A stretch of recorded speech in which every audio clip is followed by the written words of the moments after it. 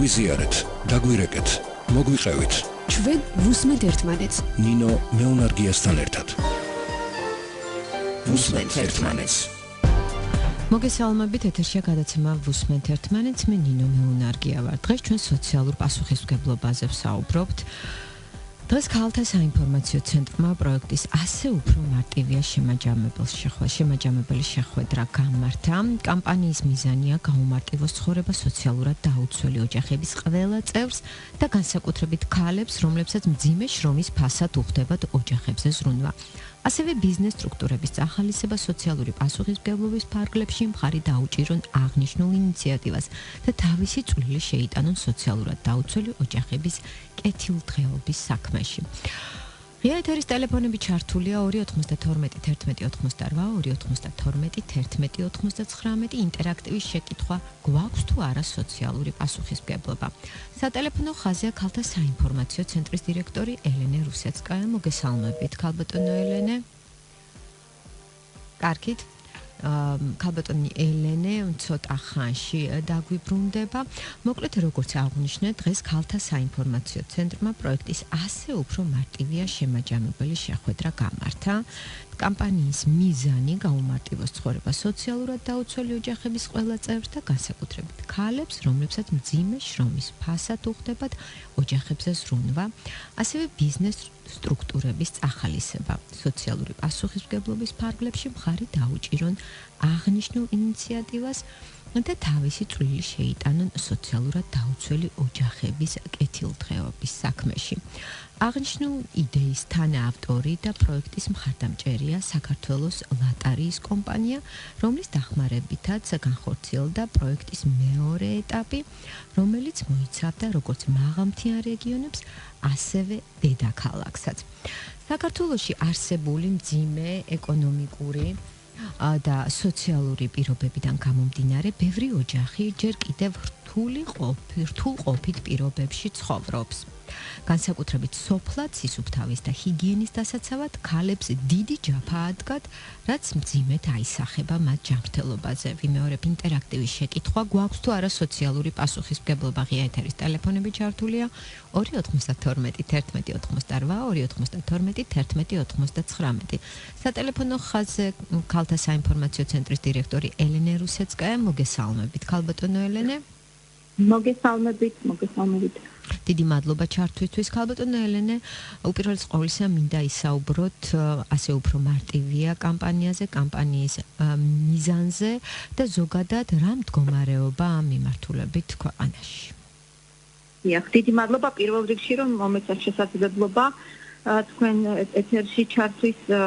მოგეხსენებათ, რომ დავიწყეთ ჩვენ კამპანია ასე უფრო მარტივია ქვია ჩვენს კამპანიას. ეს არის მეორე ეტაპი ამ კამპანიის, რომელიც პირველი ეტაპი განხორციელდა 2016 წლის დეკემბერში, სადაც გაუწიეთ სოციალურად დაუცველ ოჯახს დახმარება და ერთი მოხუცებულთა თავშესაფარი, სადაც 12 მოხუცი ადამიანი ცხოვრობს. ამ კამპანიას ვახორციელებთ ჩვენ ლატარიის კამპანიასთან ერთად და გარკვეულწილად ეს არის, ასე ვთქვათ, მცდელობა, თანამშრომლობა სოციალური პასუხისმგებლობის, ბიზნესის სოციალური პასუხისმგებლობა და სამოქალაქო სექტორის თანამშრომლობა. მეორე ეტაპზე ჩვენ შევძელით, რომ 12 ოჯახისთვის გაგვეწია დახმარება. ამ 12 ოჯახის მოიცავს 44 ბავშვი ცხოვრობს ამ ოჯახებში ჯამში და შევძელით, რომ გადაგვეცა გარკვეული დახმარება სხვადასხვა რეგიონში მცხოვრებ განსაკუთრებულად გაჭირებულ ოჯახებს, უფრო მრავალშვილიანი ოჯახები, სოციალურად დაუცველი ოჯახები.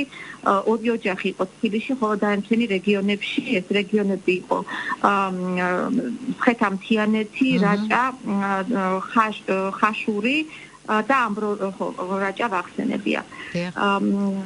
პირველ ეტაპზე ჩვენ აქცენტი უფრო ქონდა გაკეთებული სარეთქის მანქანებით დახმარების თვალსაზრისით, იმიტომ რომ ჩვენ ვთვლით, რომ ქალებს უნდა ქონდეთ და ზოგადად ოჯახის წევრებს უნდა ქონდეთ ხელმისაწვდომობა უფრო მეტი ტექნიკასთან და ძალიან რთული ვითარება, დიდი შრომა და ჯაფა აწევს ქალებს საოჯახო შრომის თვალსაზრისით. ამიტომ სარეთქის მანქანებით დავეხმარეთ, თუმცა შემდგომ, როდესაც შევისწავლეთ ოჯახების საჭიროებები, აი ეს კონკრეტული ოჯახები, გადავწყვიტეთ არის კამპანიასთან ერთად, რომ გაგვეწია დახმარება თვითონ ოჯახებიდან გამომდინარე საჭიროებებიდან, მათ შორის არის გზის მანქანებით, ზოგან იყო საჭირო მაცივარი, ძალიან დიდი აქცენტი გაკეთდა საკვე პროდუქტებზე, იმიტომ რომ ძალიან უჭირთ ადამიანებს ჰიგიენურ საშუალებებზე, როგორც ქალების, ისე ბავშვებისთვის და 1 სექტემბერი მალე დადგება, ასე ვთქვათ, იქ სადაც ბავშვები იყვნენ ოჯახებში საკანცელერიო ნივთები. განსაკუთრებულ სიხარულით ბავშვები შოკოლადის და ასე ვთქვათ კპილეულს ხდებოდნენ, ეს ძალიან შთამბეჭდავი იყო, აი მათთვის ეს ყველაზე დიდი პრიორიტეტი. ჩვენ ასევე მდგრადობის თვალსაზრისით გადავწყვეტეთ, რომ რამდენიმე ოჯახში მყოფი ბავშვი, რომელიც ასე ვთქვათ მომავალ განათლებისკენ, უმაღლესი განათლებისკენ თუ კოლეჯში ჩაბარება უნდა, თანამედროვე ტექნოლოგიების შესასწავლად, ანუ გადავეცით კომპიუტერი და ვფიქრობთ, რომ ეს ძალიან მნიშვნელოვანი ნაბიჯი იყო შედეგის მდგრადობისთვის, რომ ეს ადამიანები დახმარებაზე კი არ იყვნენ მხოლოდ დამოკიდებული, არამედ განვითარებაზე. მაგალითად ერთ სოფელში 10 შვილიანი ოჯახი ქალბატონი ძალიან საინტერესო მცხეთა-მთიანეთში მაღალმთიანეთ რთული მისასვლელ ადგილზე დავეხმარეთ ქალს საკერავი მანქანით, რომელსაც თვითონ მოითხოვა, ეს ქალბატონი გახლავს სკოლის დირექტორი, თვითონ 10 შვილი ყავს და 12 ბავშვი სწავლობს სკოლაში, აქედან 6 მისი შვილია. კი ბატონო, ქალბატონი ელენე, მაინტერესებს რამდენად მნიშვნელოვანია თქვენი აზრით ბიზნეს სტრუქტურების წახალისება სოციალური პასუხისმგებლობის ფარგლებში, რათა მხარი დაუჭირონ აღნიშნულ ინიციატივას. დიახ. ზოგადად მსოფლიოს პრაქტიკა არის, რომ ბიზნესს კონდეს სოციალური პასუხისმგებლობა, თუმცა ეს არის ბიზნესის სოციალური პასუხისმგებლობა არის მათი ნება იმისთვის, რომ გადაიჭრას, ასე ვთქვათ, პრობლემები საზოგადოებისთვის მნიშვნელოვანი. ანუ სხვადასხვა გამოცდილება არსებობს სოფლიოში, ჩვენთან ეს ახალია, უფრო მეტად, თუმცა აი ზოგადად რომ გადავხედოთ ინფორმაციას, ჩვენ ვხედავთ, რომ ევროპის ქვეყნები განსაკუთრებით განვითარებულები არიან ამ თვალსაზრისით და სადაც ეს უფრო მეტად მუშაობს, იქ კეთილდღეობის დონეც მაღალი არის და ამ შემთხვევაში ლიდერობს შვედეთი. ამიტომ მე ვფიქრობ, რომ როდესაც ჩვენ საუბრობთ სოციალურ პასუხისმგებლობაზე, ჩვენ საუბრობთ ჩვენი ქვეყნის, ასე ვთქვათ, გასაჭირზე იმ პრობლემებზე, რომელიც ადამიანებს და ზოგადად თემს საზოგადოებას აწუხებს და აქ ძალიან მჭიდროდ უნდა თანამშრომლობდეს აი ამ სოციალური და კორპორაციულ პასუხისმგებლობასაც ეძახიან ამას ბიზნესი, სამოქალაქო სექტორი და სახელმწიფო სტრუქტურები.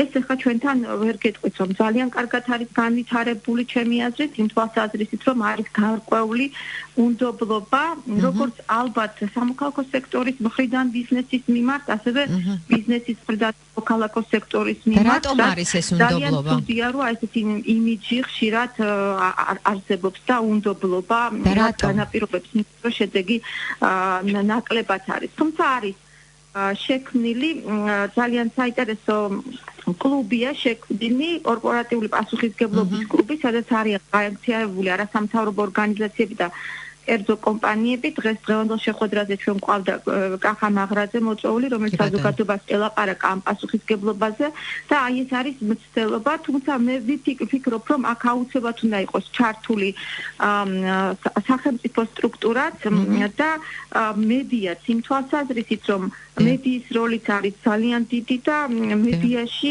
ჯერ კიდევ არ არის ეს საკითხი კარგად დაშუქებული. დიდი მადლობა, რომ თქვენ ამას აქცევთ ყურადღებას, იმიტომ რომ ხშირად, ესე იგი, ბიზნესის სოციალური პასუხისმგებლობის აქტივობა ასოცირდება რეკლამასთან და გარკვეული რეგულაციების გამო, რომელიც არსებობს, სამართლებრივი რეგულაციების გამო, მედია არიდებს თავს გაშუქებას ეგეთი ინიციატივების, ან არ შეიძლება ჩვენ გვიჭირს ახსნა კარგად და ყოველ შემთხვევაში აი ეს დისკუსია და დიალოგი აუცილებლად უნდა არსებობდეს აი ამ 4 შტოს შორის. კი ბატონო და ქალბატონო ელენე, რაში გამოიხატება სოციალური პასუხისმგებლობა, მაშინ ვუთხრათ მსმენელს? დიახ. ანუ ზოგადად ჩვენ ვიცით, რომ ბიზნესი საქართველოში სხვადასხვა კომპანიები ეხმარებიან, ატარებენ მაგალითად საქველმოქმედო აქციებს, ღონისძიებებს, ეხმარებიან ადამიანებს და ჯგუფებს, ან კონკრეტულ პროგრამებს, არის ეს მცდელობა. თუმცა ბიზნესს უნდა კონდეს აი საერთაშორისო გამოცდილებას რო გადავხედე, ანუ უნდა კონდეს სტრატეგია კონკრეტული მიმართულებით. იმისთვის რომ ეს არ იყოს წყვეტილად განხორციელებული ღონისძიებები და უშუალოდ სტრატეგია, რომ კონკრეტულად ესა თუ ის ბიზნესი ეხმარება მაგალითად სიტყვაზე ვთქვათ შეზღუდული შესაძლებლობების მქონე პირებს ან განათლებას ახალგაზრდებისთვის ან სხვა თემას და უკვე აი ამ ფარგლებში პერმანენტულად ნახორციელდებოდეს ესე იგი პროგრამები თუ პროექტები, რომელიც იქნება თანამშრომლობით. თანამშრომლობა არის ძალიან მნიშვნელოვანი, იმიტომ რომ ძირითადად გასაგებია, რომ ბიზნეს სტრუქტურა ვერ იქნება ჩართული იმ სამოქალაქო აქტივიზმში, საზოგადოების საქმიანობაში, რაცშიც არასამთავრობო ორგანიზაციები არიან ჩართულები. ხოლო არასამთავრობო ორგანიზაციებმა იციან ძალიან კარგად პრობლემა, სად რა პრობლემაა და როგორ უჭირს დაუშვათ ამა თუ იმ ჯგუფს მოსახლეობას და მიმართულებას.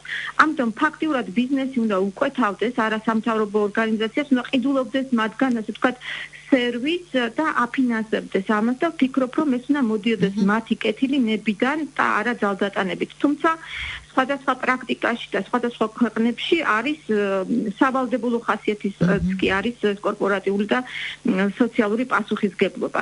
მაგალითად, ახლა ჩვენ არ ვცოდნოდა, რომ რომელიღაც მაღალმთიან სოფელში, სადაც სულ რამდენიმე ოჯახი ცხოვრობს, აი არის ესეთი საჭიროება, ხო, ან ლოტარიის კამპანია ვერ გაიგებდა, ვერ ავიდოდა ვერასოდეს იქ და ვერ ნახავდა ამ მდგომარეობას. ჩვენ ეს გამოკვლეული გვქონდა ჩვენი ორგანიზაციის მეშვეობით და ასევე ჩვენი პარტნიორებით და ჩვენს მიერ შეიძლება ითქვას შექმნილი სათემო ორგანიზაციების მიერ ამ რეგიონებში, მაგალითად მაღაროს კარში გვაქვს სათემო ორგანიზაცია, რომელიც დაგვეხმარა და გამოკვეთა განსაკუთრებულად გაჭირვებული ოჯახები და ასე შედგა ვთქვათ ჩვენი თანამშრომლობა.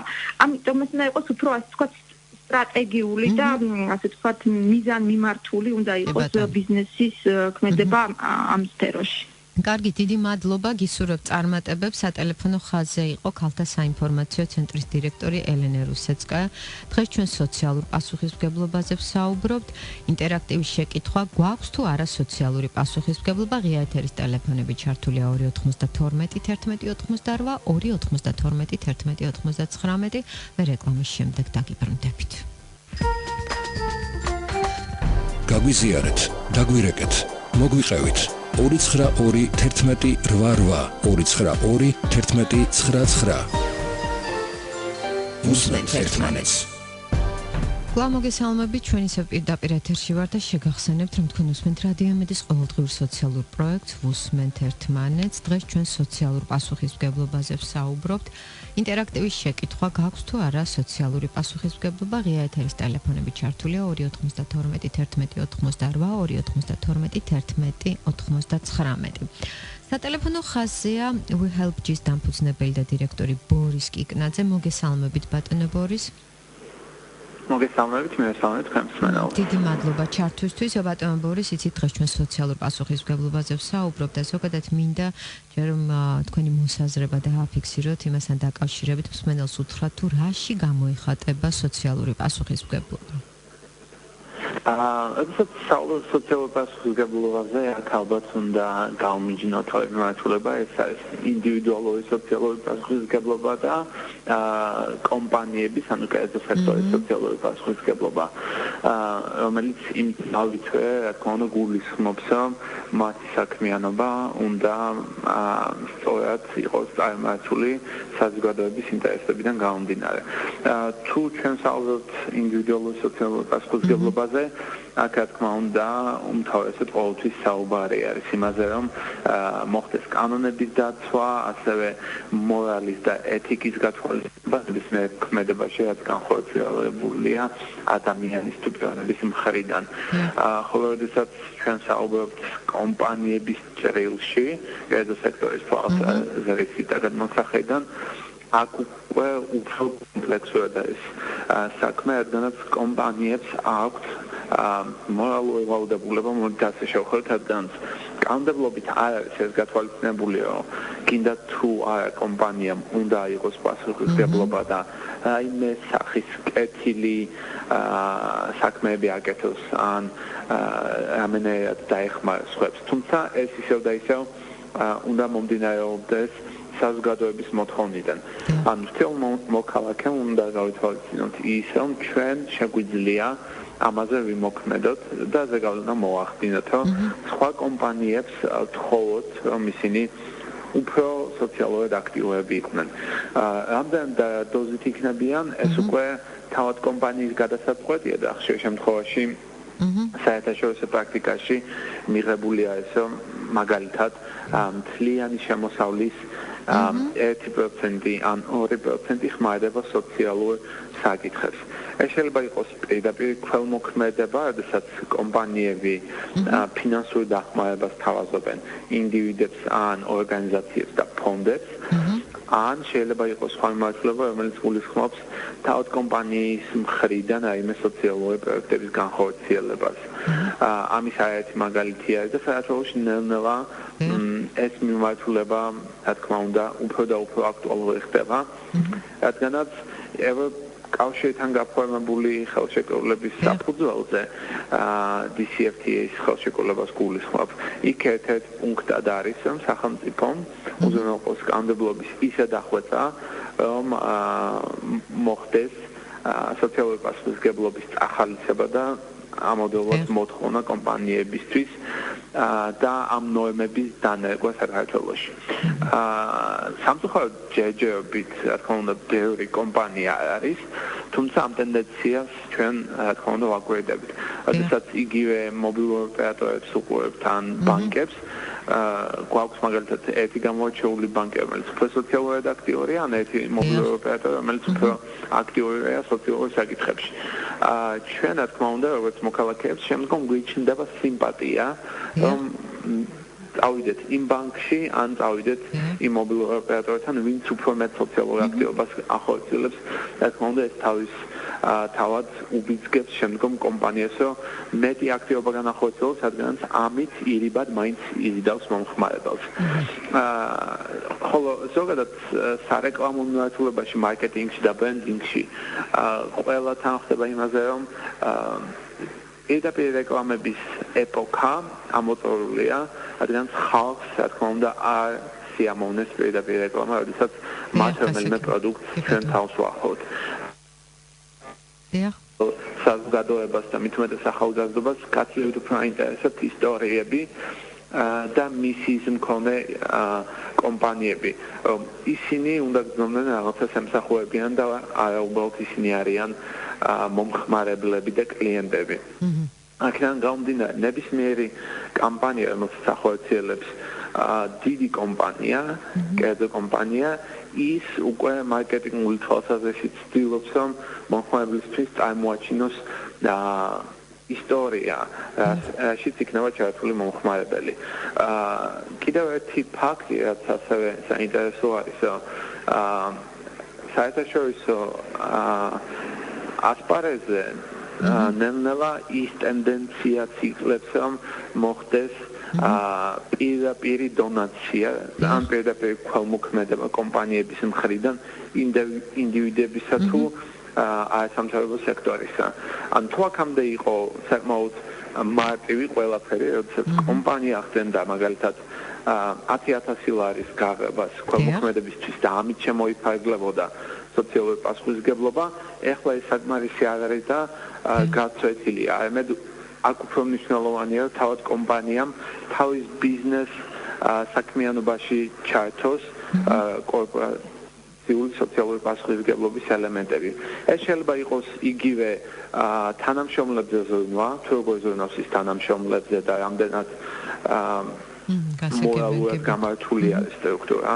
შემდგომ ეს არის, რა თქმა უნდა, კომპანია უნდა იყოს ასევე რაიმე არალეგალური საქმიანობის ან კორუფციის ხელშემწყობი ან მისი ნებისმიერი პროცედურა.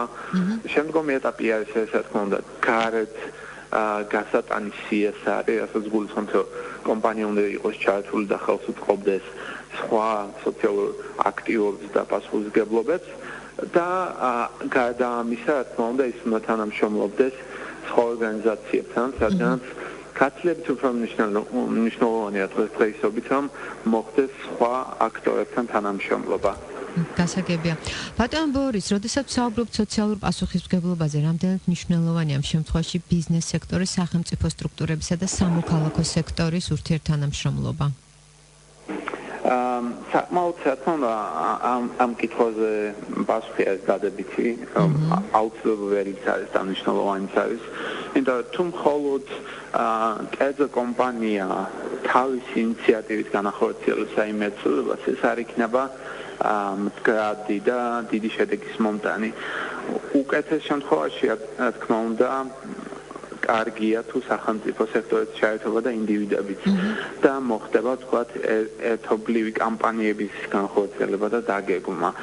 მაგალითად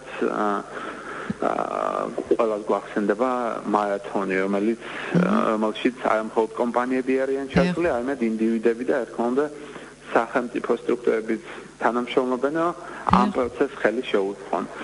მსგავსი თანების ჩამოცვლა და გაგრძელება შორტსაბლოკან საკუთარ გამდინარე დასკვნა ერთია, რომ თუ მხოლოდ კომპანიას მოვთხოვთ ჩვენ რომ ის იყოს პასუხისმგებლიანი და ანალოგიურს არ მოვთხოვთ სახელმწიფოს რომ მან მხარი დაუჭიროს, შეიძლება ფინანსურად, მატერიალურად, არამედ თუნდაც იმაში რომ საკანონმდებლო დონე იმ დონეზე იყოს უზრუნველყოფილი, რომ კომპანიას ჰქონდეს აქედან ან ხელის შეწყობა, ან ბენეფიტი, ესეც რა თქმა უნდა მნიშვნელოვანია. ზოგიერთ სახელმწიფოში ეს პირდაპირ არის დაკავშირებული კანონმდებლობასთან, მაგალითად, როდესაც თუ კომპანია ახორციელებს სოციალურ პასუხისმგებლობას იმ ნორმების გათვალისწინებით, რაც ჩამოყალიბებულია კანონმდებლობით, მას აქვს საგადასახადო შეღავათები. რა თქმა უნდა, ამის დანერგვა ამ ეტაპზე საქართველოში წარმოუდგენელია, რადგანაც ბევრი სხვა ნიუანსი არსებობს და მექანიზმი, რომელიც ჯერ იმ თავითვე დასახვეწია, თუმცა სამომავლოდ შეგვიძლია ამაზე ვიფიქროთ. და ამისა ინდივიდებზე, როდესაც საუბრობთ, აქ რა თქმა უნდა, პიროვნული პასუხისმგებლობა უნდა გავთვალისწინოთ. მე თუ ვიცი რომ ერთი საწარმო არის სოციალურად პასუხისმგებელი და მეორე უბრალოდ ექსპლუატაციაზე არის აგებული, მე უნდა მივიდე იმ საწარმოში, სადაც უფრო კარგი სოციალური მისია, სოციალური პასუხისმგებლობა გააჩნია და ამით მაინც ხელი შეუწყო და წარმოვიდგინე მათი ბიზნესი. აქედან გამომდინარე სამივე მოთამაშეს აქვს საკუთარი ვალდებულებები და ერთმანეთთან კომუნიკაციის აუცილებლობა არის. კარგი, დიდი მადლობა. წარმატებებს გისურვებთ. სატელეფონო ხაზზე იყო We Help G-ის დამფუძნებელი და დირექტორი ბორის კიკნაძე. დღეს ჩვენ სოციალურ პასუხისმგებლობაზე ვსაუბრობთ. ფაქტია, რომ როდესაც ამ თემაზე ვსაუბრობთ, ბიზნეს სექტორის, სახელმწიფო სტრუქტურების წარმომადგენლები, სახელმწიფო სტრუქტურები და სამოქალაქო სექტორი უნდა იყოს შეთანხმებული და ერთად უნდა მოქმედებდეს. მსმენელი ხაზზე ინტერაქტივის შეკითხვა გაქვს თუ არა სოციალური პასუხისმგებლობა. მოგესალმებით, დიახ, მოგესალმებით. ვის აქვს სოციალური პასუხისმგებლობა? ბიზნეს? დიახ, გისმენთ, თუნდაც კონკრეტულად თქვენ. დიახ. ჩვენ საუბრობთ როგორც ზოგადად საზოგადოებაზე, ასევე რასაკვირველია ბიზნეს სექტორზე, მაგრამ აი კონკრეტულად შეგეკითხებით, გაქვთ თუ არა სოციალური პასუხისმგებლობა და მაშინ რაში გამოიხატება ეს? ისე როგორც მე არა ვარ ბიზნესმენი, მე მაქვს სოციალური სოლიდარობის პასუხისმგებლობა, რომელიც უნდა აუხსნიდეს ამ ბიზნესმენებს სოციალური ღირებულება, ეს იყო ღირებულება, რომელიც პირველად სახელმწიფო მასშტაბით განახორციელეს ჩვენმა წინაპრებმა სოციალური რევოლუციის შედეგად. სადაც ამას ჩამოაშორეს ღმერთი და მისცეს მაგალითი დასავლეთ ევროპისა და ამერიკის სახით სოციალური სამართლიანობის განვითარების სახით. მაგრამ ჩვენთან სამწუხაროდ ეს ბიზნესმენების უმრავლესობა სარესმის ჩვენთან არანაირი პასუხისმგებლობა არ არის მიუხედავად იმისა, რომ ამასთან დაკავშირებით ლაპარაკობდა გია შორშულიანი, რომ იმ 20%-იანი მუგებს გადასახადის მაგალითად უნდა შემოვიტანოთ სადღაც კიდე პლუს 20%-იანი გადასახადი სოციალურ კუთხით, ის როგორც ეს არის ბალტიისპირეთში, რომ ქვეყანაში აღმოიფრას ბიოლოგიური, ვიტამინიზური გენოციდი, მაგრამ როგორც ჩანს, მას ამაში მხარს არავინ არ დაუჭერს, იმიტომ რომ ჩვენთან სოციალური კეთილდღეობა არის სიმბოლური მხოლოდ და მხოლოდ განსაზღვრული დღესასწაულებიდან გამომდინარე და კეთილდღეობის პასუხისმგებლობა თქვენ უნდა იცოდეთ, არ არსებობს ბანანის ქვეყნებში. ჩვენ ვართ კონკურენტი ბანანის ქვეყნები და დემოკრატიული ევროპული სოციალური სამართლიანობის. ჩვენ ბიზნესმენებს სოციალური ციტრის ეშინიათ და ასრიალებთ, იმიტომ რომ იმდენად ხლიფავენ უსამართლოდ მოსახლეობის უმრავლესობას, ერთი მუჭა ბიზნესმენები უჩა ხელისუფლებასთან ერთად სადაც ისევ ამ ბიზნესმენების ნათესაობა არის მოკალათებული კი ბატონო, კარგით გასაგებია მსმენელმა თავის მოსაზრება დააფიქსირა. ფაქტია, რომ როდესაც ვსაუბრობთ სოციალურ პასუხისმგებლობაზე, რასაკურველია ამ თემაზე, ამ მიმართულებით კიდევ სამუშაოა და რაც შეეხება ამ პასუხისმგებლობის გაზრდას, ბიზნეს სექტორი იქნება სახელმწიფო სტრუქტურები, სამოქალაქო სექტორი, ყველამ ერთად უნდა ვიზრუნოთ, რაც მთავარია თითოეულმა ადამიანმა უნდა გაითავისოს ეს და უნდა იგრძნოს სოციალური პასუხისმგებლობა. ინტერაქტივი შეკითხვა გვაქვს თუ არა ისევ და ისევ სოციალური პასუხისმგებლობა, ღია ეთერის ტელეფონები ჩართულია 292 11 88 292 11 99.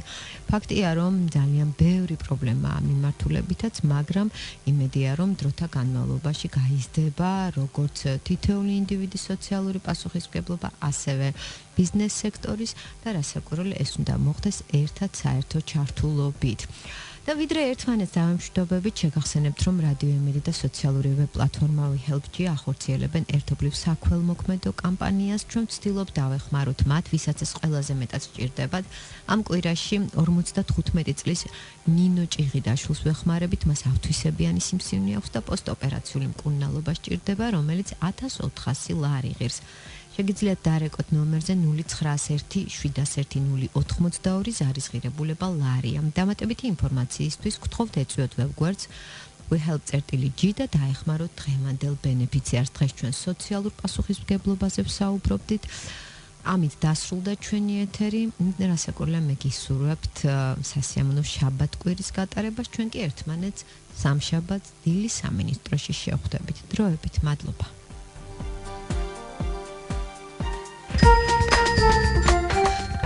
გაგვიზიარეთ, დაგვირეკეთ, მოგვიყევით. ჩვენ ვუსმენთ ერთმანეთს. ნინო მეუნარგიასთან ერთად. ვუსმენთ ერთმანეთს.